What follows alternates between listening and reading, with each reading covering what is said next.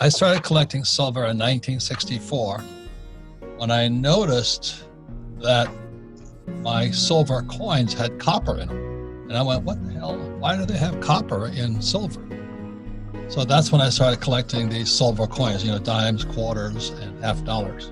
And then I started collecting gold in 1973, when after Nixon took the dollar off the gold standard in 71, August 15th, 1971. And for some reason, I was flying in Vietnam as a Marine pilot, and my rich dad warned me. He says, you better go get some gold. I said, what the hell is gold? And of course, we didn't have any money, but gold back then was illegal. Americans were not allowed to own gold. So I found all this out, and the more I found out, the more curious I got. So since I was in Vietnam, I was reading the map, and there was this little gold mine. It said AU for gold, and a pick and a shovel. There's only one problem: the gold mine was behind enemy lines. So being Marines, we're not the brightest guys on earth. We said, oh, no problem, let's go find some gold. So we flew behind enemy lines. I write about this in my book, Fake. And I'm standing at this little gold window with a little Vietnamese woman with the red teeth because they beetle nuts. And I was gold was now floating from $35 to about $50 an ounce. And I was trying to get a discount because she was behind enemy lines. She just laughed at me. She laughed at us. She goes, spot. And for those who may not know what spot means, that means gold is the same price all over the world. It's different in different currencies, like it's more expensive in pesos than dollars. But spot is gold's price all over the world. And then the lights started to go on. I went, what the hell? How come we don't learn about this in school? So I've been a gold bug and silver bug since 64 and 72. And my plan for success was just save silver and gold. So if you have friends, family members, or business partners who are saving dollars or pesos or yen, this is your most important show.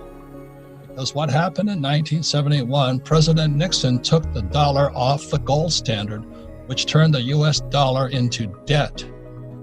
And that's why Kim and I are mega millionaires today, because we use debt as money. And we don't save cash, we save gold, silver, hard money. People like myself and my friends are. The reason we don't like GLD and SLV is, let's say the price of gold goes to 10,000. We go to them, we say, okay, we want our gold. They say, no, we'll give you $10,000. Yes, well, it's in the prospectus now.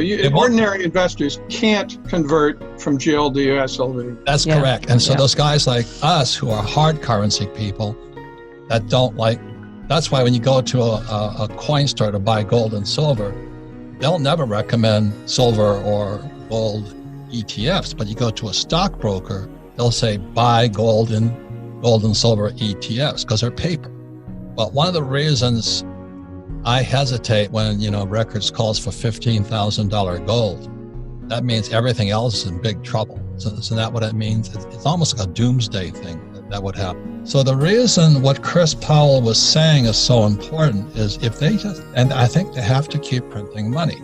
So the more they print money, the more valuable gold, silver, and Bitcoin become. Because exactly as Chris Powell says, gold, silver, and Bitcoin operate outside the money system. And that's what really pisses off the banks. Okay, so that's why it's important. Because of what happened in 1971 and 1964 when they took gold, they basically ripped us all off through our money. So that's really the reason we do it. But we learned more about money and gold in the world markets.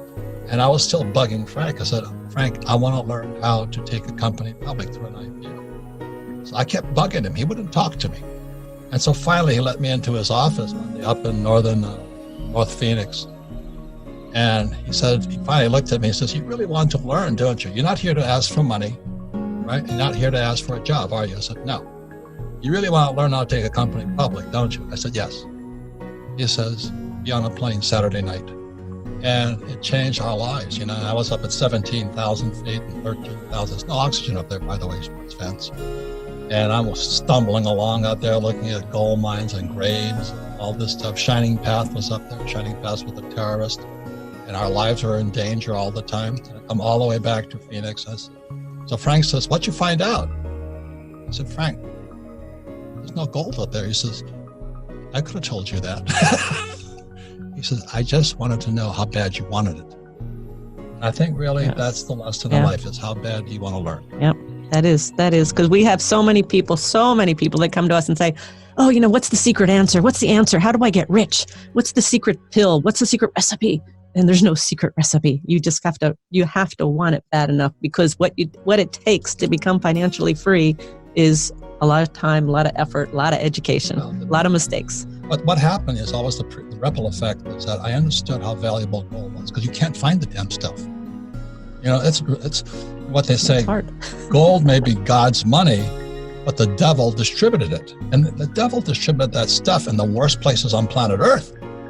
And I saw that, and so I said, I'm going to buy as much gold. Kim and I said, we're going to buy as much gold as possible. We were buying it at around $350 an ounce. We loaded up just because we knew how rare and hard it was to get. But ladies and gentlemen, gold and silver are God's money. Bitcoin is people's money. And the U.S. government is printing fake money as fast as they can right now.